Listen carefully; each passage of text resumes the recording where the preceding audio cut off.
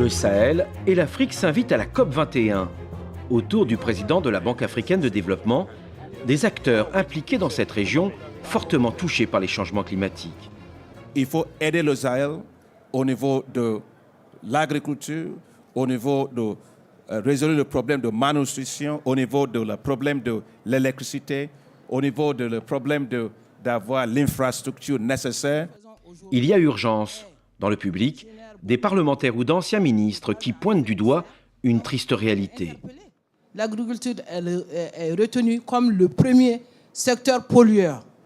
Qu'est-ce que nous, les femmes du Sahel, nous pouvons tirer de cette COP?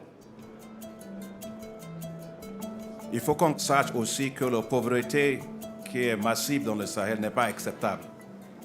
Et il faut aussi comprendre que l'Afrique et bien sûr le Sahel ne doivent pas devenir les zones,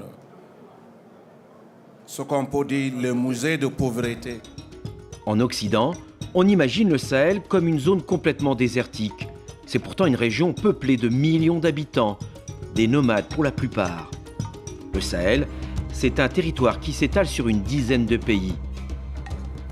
Une contrée où la saison sèche peut durer de 8 à 10 mois. Une zone particulièrement vulnérable. Lors de cette réunion au pavillon Afrique, personne n'écarte la triste situation vécue par des millions de personnes.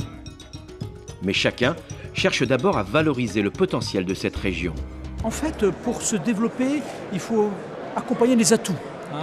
Et effectivement, les atouts du Sahel, et ce n'est pas toujours ce qu'on a à l'esprit, c'est l'agriculture. Deux fleuves considérables, le fleuve Niger, le fleuve Sénégal, qui ont un potentiel d'irrigation accru très fort. Ensuite, comme j'ai pu avoir l'occasion de le dire, un stock d'élevage très fort.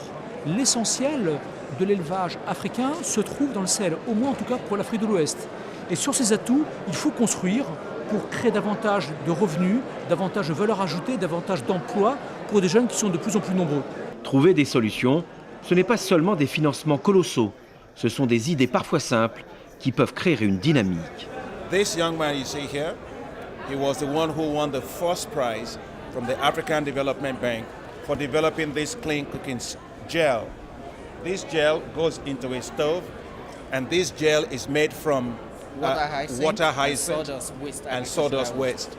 So when you talk about green energy, this is green energy. La Banque africaine de développement est partie prenante de cet élan. Elle montre la voie à suivre, mais d'autres bailleurs, d'autres organisations internationales doivent s'impliquer tant financièrement qu'au niveau du soutien structurel.